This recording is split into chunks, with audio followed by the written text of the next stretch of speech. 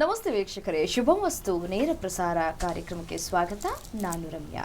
ವೀಕ್ಷಕರೇ, ಇವತ್ತು ಸೆಪ್ಟೆಂಬರ್ 3ನೇ ತಾರೀಕು. ಇವತ್ತು ಯಾರಿಗೆ ಶುಭ, ಯಾರಿಗೆ ಅಶುಭ, ಇವತ್ತು ಯಾವ ನಕ್ಷತ್ರದವರಿಗೆ ಒಳಿತು, ಇವತ್ತು ಯಾವ ಬಣ್ಣವನ್ನು ನಾವು ಬಳಕೆ ಮಾಡಿಕೊಂಡ್ರೆ ನಮಗೆ ಒಳಿತಾಗತ್ತೆ, ಮತ್ತು ಇವತ್ತು ಈ ಶುಭ ದಿನದಂದು ಏನೆಲ್ಲ ಕಾರ್ಯಗಳನ್ನು ಮಾಡಿದ್ರೆ ಆ ಎಲ್ಲ ಕಾರ್ಯಗಳು ನಮ್ಮ ಕೈಗೂಡುತ್ತೆ ಅನ್ನೋದ್ರ ಬಗ್ಗೆ ತಿಳಿಸ್ಕೊಡ್ಲಿಕ್ಕೆ ಕ್ರಿಸ್ಟಲ್ ಜ್ಯೋತಿಷಿ ಮೀತಾ ಅವರು ನಮ್ಮ ಜೊತೆ ಇದ್ದಾರೆ. ಬನ್ನಿ ಅವ್ರನ್ನ ಕಾರ್ಯಕ್ರಮಕ್ಕೆ ಸ್ವಾಗತ ಮಾಡೋಣ.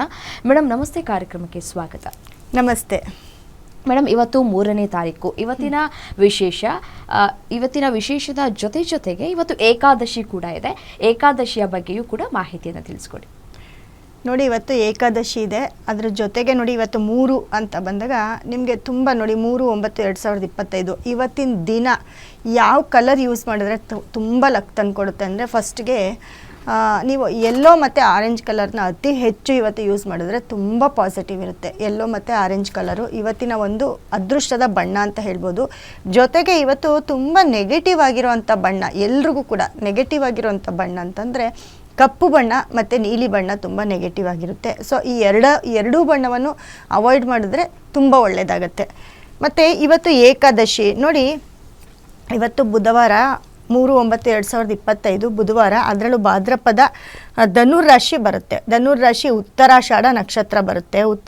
ಉತ್ತರಾಷಾಢ ನಕ್ಷತ್ರ ಅಂದರೆ ಸೂರ್ಯನ ಒಂದು ನಕ್ಷತ್ರ ಇದಾಗಿರುತ್ತೆ.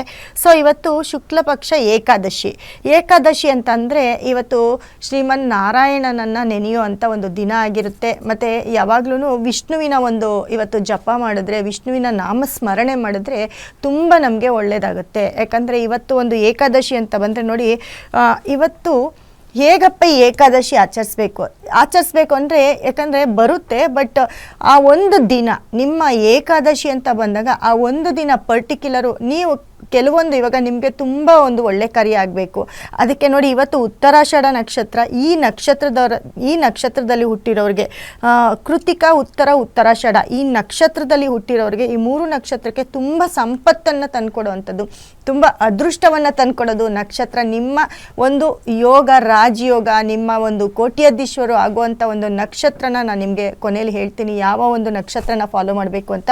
ಸೊ ನೋಡಿ, ಇವತ್ತು ಏಕಾದಶಿ ಅಂತ ಬಂದಾಗ ನೋಡಿ, ನಿಮಗೆ ಯಾವ ನಂಬರು ನೋಡಿ ನಮ್ಮ ಸ್ಕ್ರೀನ್ ಮೇಲೆ ಹೋಗ್ತಾ ಇದೆ, ಯಾವ ನಂಬರು ಇವತ್ತಿನ ಡೇಗೆ ಯಾವ ನಂಬರು ನೀವು ಯೂಸ್ ಮಾಡ್ಬೋದು, ಯಾವ್ಯಾವ ತಾರೀಕಿನಲ್ಲಿ ಹುಟ್ಟಿರೋರಿಗೆ ಇವತ್ತು ತುಂಬ ಚೆನ್ನಾಗಿದೆ ಅನ್ನೋದನ್ನು ಅಲ್ಲಿ ಹೋಗ್ತಾ ಇದೆ, ಅದನ್ನು ಕೂಡ ನೀವು ನೋಡ್ಕೊಳ್ಬೋದು.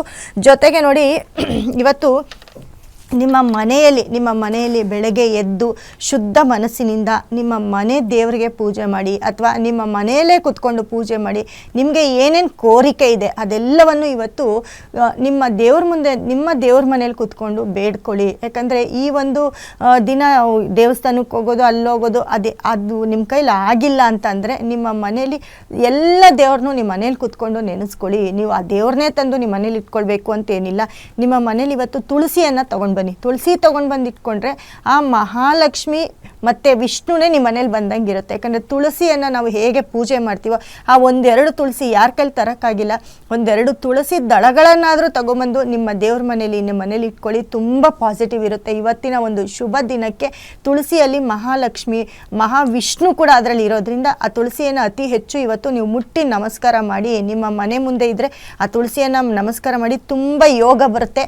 ನಿಮ್ಮ ಒಂದು ಡೇ ಇವತ್ತೇನಿದೆ ಏಕಾದಶಿ, ನಿಮ್ಮ ಕೋರಿಕೆ ಏನಿದೆ ನೋಡಿ, ಒಂದೊಂದು ಪರ್ಟಿಕ್ಯುಲರ್ ದಿನಗಳಲ್ಲಿ ಆ ಒಂದು ದೇವ್ರನ್ನ ನಾವು ತುಂಬ ಬೇಡ್ಕೊಂಡಾಗ ನಮ್ಮ ಒಂದು ಪ್ರೇಯರ್ ಏನಾಗುತ್ತೆ, ಆ ಪ್ರೇಯರ್ ದೇವರಿಗೆ ಮುಟ್ಟುತ್ತೆ. ಅದಕ್ಕೆ ಸ್ವಲ್ಪ ವಿಧಿವಿಧಾನಗಳಿರುತ್ತೆ. ಏನಪ್ಪ ಅಂತಂದರೆ ನೋಡಿ, ಇವತ್ತು ಏಕಾದಶಿ ಅಂತ ಬಂದಾಗ ನೋಡಿ, ದಿನ ಪೂರ್ತಿ ನಾವು ಊಟ ಮಾಡ್ತಾ ಇರ್ತೀವಿ. ಒಂದು ದಿನಕ್ಕೆ 3 ಟೈಮು ನಾವು ಅನ್ನ, ಚಪಾತಿ, ಏನು ಬೇಕೋ ನಾವೇನು ಫುಡ್ ತಿಂತೀವಿ ಅದೆಲ್ಲವೂ ಕೂಡ ನಾವು ತಿಂತಾ ಇರ್ತೀವಿ. ಆದರೆ ಇವತ್ತು ಒಂದು ದಿನ ಅನ್ನವನ್ನು ತ್ಯಜಿಸ್ಬೇಕಾಗತ್ತೆ. ಇವತ್ತೊಂದು ದಿನ ಅನ್ನ ತಿಂದಿದ್ರೆ ತುಂಬ ಒಳ್ಳೆಯದು. ತುಂಬ ಅಂದರೆ ಉಪವಾಸ ಇರಿ ಅಂತ ಹೇಳ್ತಿಲ್ಲ, ಅನ್ನವನ್ನು ತ್ಯಜಿಸಿ ಅಂತ ಹೇಳ್ತಾ ಇದ್ದೀನಿ. ಯಾಕಂದರೆ ಹಾಲು, ಹಣ್ಣು ಮತ್ತು ಏನಾದರೂ ಉಪಹಾರಗಳನ್ನ ಮಾಡ್ಕೊಂಡು ತಿಂದರೆ ತುಂಬ ಒಳ್ಳೆಯದಾಗುತ್ತೆ ಇವತ್ತು.